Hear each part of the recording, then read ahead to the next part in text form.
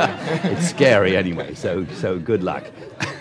Thank you very much to have this opportunity to debate on this subject with my good friend Ha-Jun. And certainly this is an old topic, but I'm delighted to see so many people are still interested in these old topics. Maybe as Andrew mentioned, currently poverty is still the biggest challenge for development community. And the financial crisis will put about 90 million people into poverty. And how to address the issue? Certainly, sustainable economic growth, inclusive growth will be essential. But we know after the World War II, most of the developing countries certainly had that hope. And they wanted to use industrial policy as a way to facilitate their modernization, to catch up with the high-income country, to improve the income as well as the living standard of their people. But we know, except for a few economies in the East Asia, including Japan, Korea, Taiwan, Hong Kong, Singapore, they did achieve the intended goal. But most other developing countries, including in the socialist camp and non-socialist camp, in spite of the industrial policy adopted by their government to promote modernization and so on, but they failed. And the gap between the developed country and the developing country, in effect, is widening. And today, when we try to ask whether the developing country should use the industrial policy to promote economic growth again, we need to answer two questions. The first one, can we really identify what's wrong with the industrial policy adopted in the developing country from the 1950s onward to 1970s, 1980s? And can we avoid similar mistakes? That's the first question we need to answer. And the second question is that, can we really understand the reason for the industrial policy to be successful in those small number of East Asian economies? And whether their policies can be imitated, duplicated in other developing countries and to make them successful. And these are the two issues I'd like to analyze in this 20 minutes of presentation. From what I see, most industrial policy in the past failed because they want to go against their comparative advantages to promote certain industry which was so capital intensive and on an agrarian basis of their economic foundation. And this is the main reason that their industrial policy failed. And from what I see, a successful industrial policy should try to facilitate their industrial development according to their competitive advantage. And then their economy can be very competitive and they can upgrade their industry step by step and quickly. Because if an industrial policy tries to target sectors which go against their comparative advantages in the very capital-intensive sectors on an agrarian economy, in an open competitive market, those industries are not viable. They need to receive a lot of government protections in order to establish them and to continue operate them. And the government subsidies can come in several forms, certainly direct subsidies from fiscal transfer. If the size of those industries is very small, then the government could do that.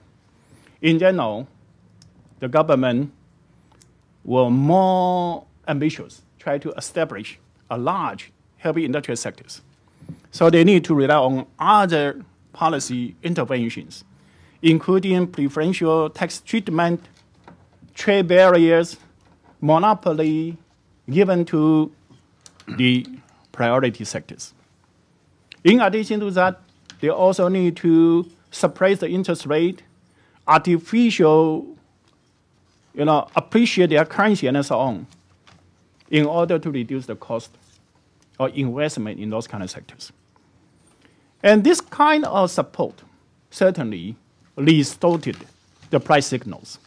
And you are going to have excess demand, and over certain kind of inputs or credit and so on. Then the government need to have a plan and use administrative control, allocate those kind of limited available resources to the target sectors. By this, the government could establish certain sectors which look very advanced. But certainly, it distorted the system.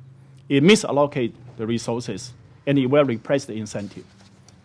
And going to have some other consequence. For example, it's very easy, subject to rent-seeking, political capital, and so on. And as a result, certainly the system will be very inefficient.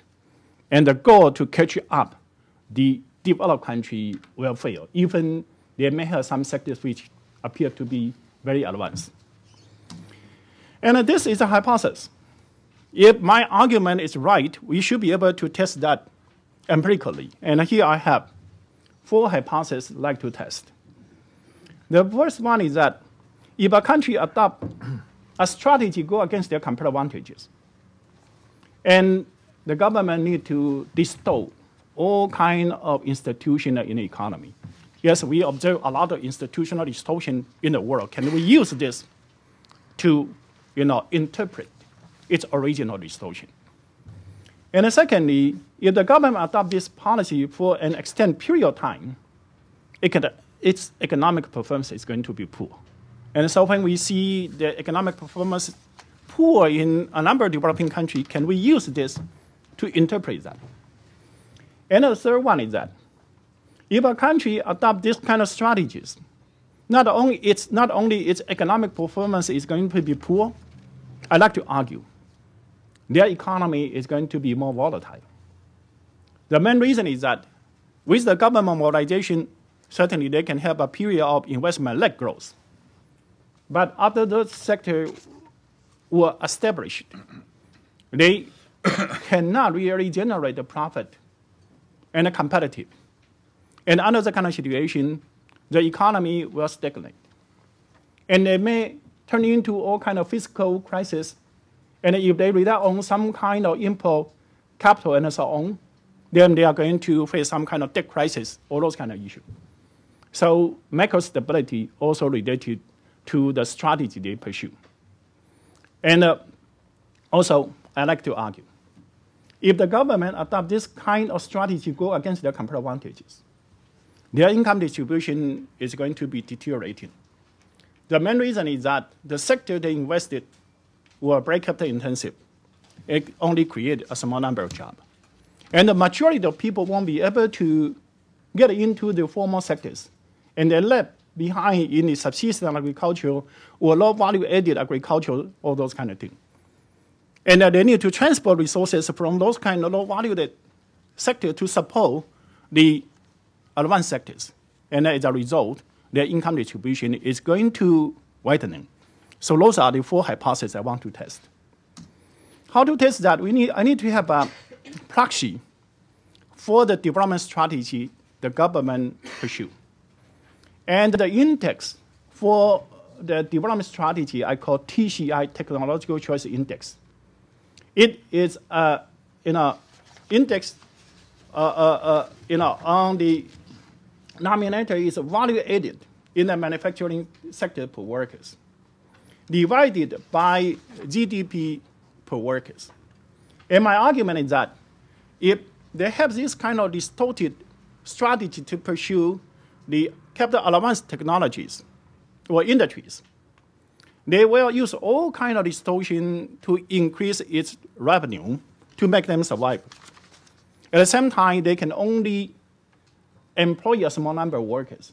So under this, the more you pursue those kind of strategies, the larger will be the denominators. And so if you divide by denominators, then you can see, the higher the index, the more the country pursue the heavy industry-oriented development strategies. Okay. And for that, I have a whole series of institutional distortion indicators used by many people. For example, black market premium. If you adopt these strategies, official exchange rate will be depressed, and the black market will be much more higher. And you can see that in the 1960s, 1970s, 1980s, 1990s, this TCI has a very good predictive power. And also economic freedom. If you have this kind of strategies, the government need to intervene in the economics and will not allow the people to enter into the sector which they have comparative advantages. So you will reduce the economic freedom. Again, you can see it's consistent with the story. And then the government, pursue these kind of strategies will have a less of public right security. So you can see the risk of expropriation will be higher. And again, that is consistent with my story. And also, the business regulation. If the government pursue the strategies, there will be more regulation in the market entry and so on. So again, it's consistent. And then executive independence.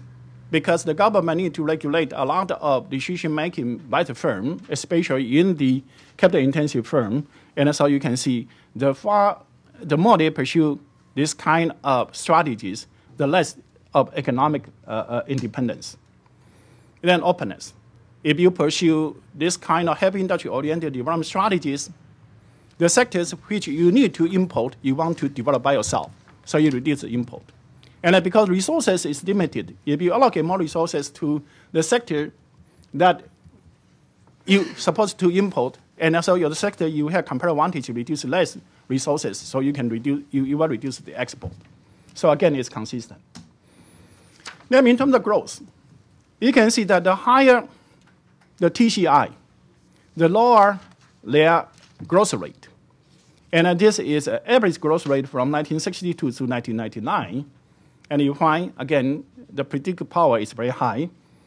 And then I use the, every 5 years growth rate during this period. Again, it's consistent with my story that the pursuing of strategy going against its comparative advantages, then it's going to reduce the growth rate. Then economic volatility. And again, you can find the more you pursue the strategy against your comparative advantage, you increase the economic volatilities. And then the income distribution, again, you can find that you plotted line, the chart you find is very significant. And then I did the regression again. The more you pursue the strategy against your comparative advantage, you increase economic inequalities. Okay. And then that explains why most countries, when they adopt this strategy, they fail. Then the question is that, I argue that a country, if they want to be successful, they need to follow their competitive advantages in this process. And if you want to fight, because if you follow your competitive advantages, you will be most competitive. We know that Michael Porter say a nation needs to follow the competitive advantages. And when he said competitive advantages were determined by 4 factors. One is using the factors abundant in the economy. In effect, that's competitive advantage. Then to enter into industry which you have a large domestic economy. And the third one is that you need to form industrial cluster. The last one, the sector needs to be competitive domestically. Okay, from what I see, the first factors is following comparative advantage determined by your endowment structure. And the third one and the fourth one actually endogenous to the first one. Because only you follow your comparative advantage in developing your industry, it's possible to have a cluster in your economy. For example, in high-income country, currently they cannot have a cluster or government because that's go against their competitive advantages. And only the industry which are consistent with your competitive advantage, you don't need to protect them. You don't need to, give them monopoly position, then they will be competitive. So you can boil it down to following your competitive advantage and enter into the sector which you have a large domestic market. But if you follow your competitive advantages, large domestic market become not so crucial because you can have a whole world as your market. So that's the reason why small economy like Finland, like Sweden, they have industries so competitive, like Nokia, like Ericsson, right? So that means that if you want to be competitive, to be inclusive in your growth, sustainable in your growth, you need to follow your competitive advantage. And how to follow your competitive advantage? You need to have competitive is a concept in the mind of economists. And if you want firm, when they make industrial choice, as well as technology choice, according to your competitive advantage, you need to give them some kind of relative price which can reflect relative abundance of your factors, endowments.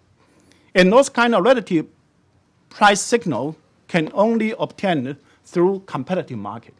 And that's the reason why if you want to follow your competitive advantage, you need to have a market economy as your foundation. So that's my first argument. And secondly, if we say that we need to have the market as the best institution, why we need to talk about the state as well as the industrial policy? I think that we know that the market as an institution mechanism for resource allocation, if there's no externalities. There are no externalities. But we know the economic development is a process of continuous industrial upgrading, structural changes. And in this industrial upgrading and structural changes, there are many, many changes which cannot be internalized by individual firms. For example, when you move from agriculture to manufacturing sectors, well, the infrastructure requirement will be different, right? And those kind of infrastructure differences cannot be internalized by the firm decision to provide them by themselves. And you also need to, have a much larger range of market. And you started to trade with people who you don't know. And so you need to have a contract. And a contract, and also contract enforcement. And so you need to change the legal system. But individual firm cannot do that. So you need to have a state to help them to overcome those kind of externality issue. And also that in the industrial upgrading itself, it's a vertical innovation. And a vertical innovation also will produce a lot of externality. And those kind of externality also need the government to help them to compensate for them. And in effect, we find that in developed countries, when they deal with the structural change and the industrial upgrading, the government play a very proactive role. Certainly that in developed countries, in general, the government would not pick up the winner, identify which product to support. In general, I say in general, but sometimes they do. And the way they compensate for those kind of vertical innovation and the externalities from vertical innovation, they provide support to the basic research. They give patent to the successful firm, and it's a compensation. And why the developed country, they carry out the intervention in that way? Because the developed country are in the global technological frontier, global industrial frontier. Developed country, it's hard to understand what will be the next hit. So under that kind of situation, certainly it's better to give a general support. But sometimes developed countries, when they know which product or which industry they want to go into, they also use specific intervention. For example, mandate or defense procurement. That's another way of subsidy, right?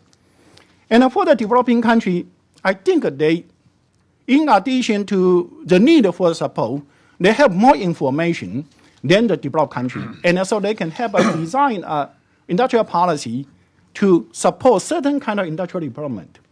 The main reason is because developing country, in the process of industrial upgrading, basically they are moving the industrial ladder within the global technological frontier.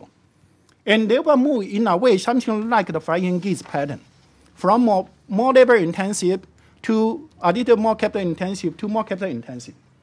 And those kind of industry has already existed in the developed country in the past. So developing country have more information than the developed country to identify the industry they want to go into. So under this kind of situation, certainly a successful developing country need to tap into that information advantages in targeting their support to certain industry. But here is that, how do you identify those kind of product or industries? Here are over 5 guidelines, tentative guidelines. The one is that if a developing country in the dynamic growth process and the government want to facilitate this kind of industrial upgrading, how can they identify the industry or product they want to support? Go to see the country that have similar endowment structure as yours, more labor intensive or more resources intensive. And their income was 30, 40, or 50% higher than yours. And to see what kind of product they produce 10 years ago, 15 years ago. Because if they produce those kind of product 10 years or 15 years ago and their income continue to grow, that means they are going to lose comparative advantage in those kind of sectors. And you will be in a position to enter into the sectors. That's one way. And then narrow down those kind of product which you have, use intensively of your factor which you are abundant. And especially to find some kind of product is started to produce domestically, but they have some constraint cannot expand. And to remove those constraints for the firm to expand. If this is a total new product, then you can set up some kind of incubation by the way of attracting foreign direct investment and so on. And in many developing countries, their infrastructure and so on are poor, then they can set up industrial park to overcome those kind of issues. So I think this is the way of doing the industrial policy in a developing country. So overall, I think that if a developing country knows how to tap into this information potential, allow market to function, but the government play a facilitating role, then a developing country has a hope to achieve a growth rate, which is much higher than the developed country. Can be 4 times higher or at least 3 times higher than the developed country. And we know developed country in general grow at about 2%. So you can be 6%, 7%, or 8% of growth rate. Thank you.